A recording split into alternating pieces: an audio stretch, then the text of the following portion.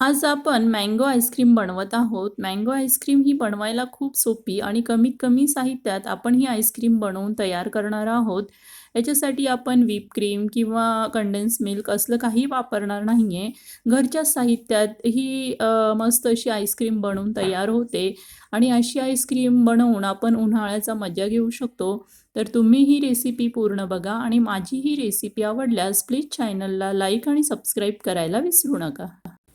Mango ice cream बनवण्यासाठी इथे मी 2 medium साईजचे आंबे घेतलेले आहेत. पिकलेले गोड आंबे छान घ्यायचे आहे. ते धुवून घेतले आहे स्वच्छ आणि आता ह्याच्यावरचं साल आपण काढून घेणार आहोत. साल काढून आपण ह्याचे बारीक असे काप करून घेणार आहोत आणि ह्याची आपल्याला बस एक पेस्ट बनवायची आहे. पाणी न वापरता आपण ह्या मँगोची पेस्ट बनवून घेत आहोत. तर अशा प्रकारे बारीक-बारीक स्लाइसमध्ये आपण मँगो कट करून घ्यायचा आहे.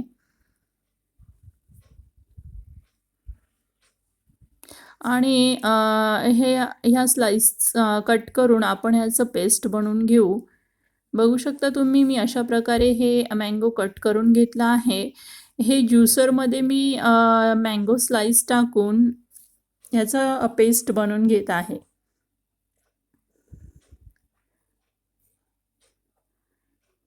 तर इथे आपण या ज्युसरमध्ये मिक्स करू पेस्ट बनवून घेऊ. बघू शकता तुम्ही अशा प्रकारे पाणी न वापरता आपण पेस्ट बनवली आहे.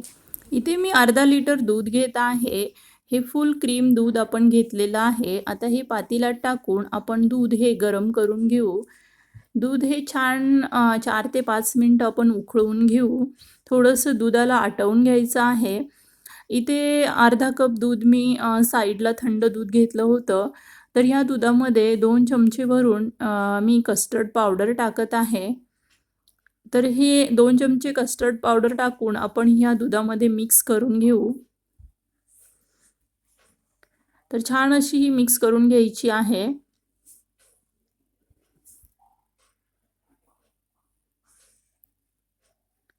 तर इकडे जवळपास आपण 5 ते 6 मिनिटं दूध उकळू दिलं होतं. दूध छान असं थोडंसं कमी झालेलं आहे, आटलेलं आहे आणि असं घट्ट असं बनलेलं आहे. तर आता ह्या स्टेजला आपण जी कस्टर्ड पावडर दुधात मिक्स केली होती, ही टाकून घ्यायची आहे. टाकण्याच्या आधी परत एकदा आपण मिक्स करून घेऊ चमच्याने. आता हे कस्टर्ड आपण टाकून घ्यायचं आहे दुधामध्ये. आणि हे सारखं ढवळत आपण दूध परत गरम करायचं आहे.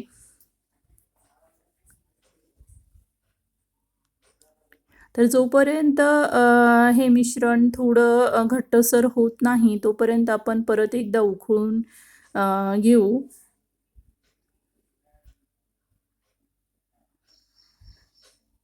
तर इथे बघू शकता तुम्ही दूध हे छान घट्ट होत आलं आहे. ह्याच्यामध्ये मी चवीनुसार साखर टाकत आहे.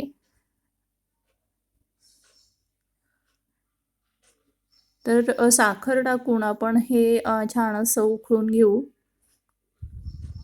A few moments later. तर आता बघू शकता तुम्ही दूध हे छान घट्ट झालेलं आहे.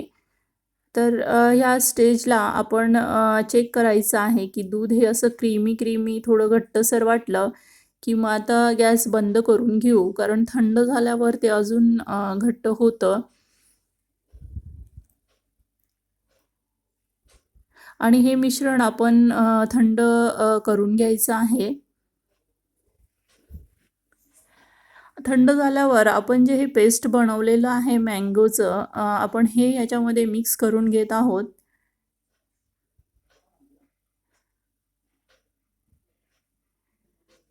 तर हे मँगोचं मिश्रण हे ह्याच्यामध्ये छान असं मिक्स करून घ्यायचं आहे. बघू शकता तुम्ही मस्त असा हा कलर दुधाला सुद्धा आलेला आहे. आता हे छान मिक्स झाल्यावर हँड मिक्सीने मी हे फेटून घेत आहे. हे असं फेटून घेतल्याने आपलं हे मिश्रण छान क्रीमी बनतं.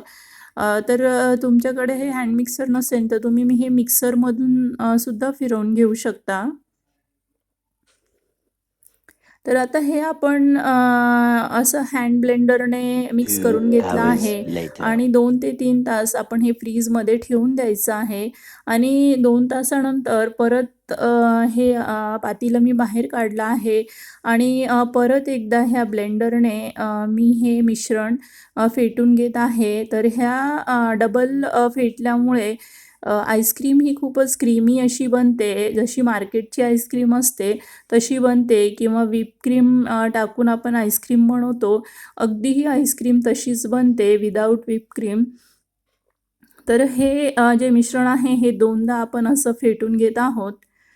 तर बघू शकता तुम्ही किती फ्लफी आणि मस्त हे आईस्क्रीम बनली आहे. मिश्रण बनलं आहे आईस्क्रीमचं. आता हे आपण एका एअरटाईट कंटेनरमध्ये ट्रान्सफर करून घ्यायचं आहे.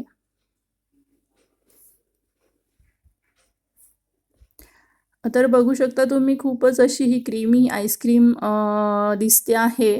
तर आपण ही सेट व्हायला ठेवणार आहोत फ्रीजमध्ये. हे मँगोचं थोडं मी पेस्ट ठेवलं होतं, तर हे वरून आपण असं टाकून घेऊ शकतो. त्याच्यामुळे आपल्या आईस्क्रीमचा लूक पण छान येतो. आणि आता ह्याच्यावर मी एक प्लास्टिक टाकते आहे, की त्याच्यामुळे आपल्या आईस्क्रीममध्ये आईस क्रिस्टल्स तयार नाही होणार. त्याच्यामुळे ह्या डब्याला आपण ह्या प्लास्टिकने कव्हर करून घेऊ आणि नंतर ह्याचं झाकण लावायचं आहे. आता हे एअरटाईट कंटेनर मी रात्रभर फ्रीझरमध्ये ठेवणार आहे. 7-8 घंटे हे ठेवलं की आईस्क्रीम ही छान तयार होते. तर इथे आपण आता रात्रभर हे ठेवलं होतं. आता आपण चेक करू की आपली आईस्क्रीम ही कशी सेट झाली आहे, तयार झाली आहे ते.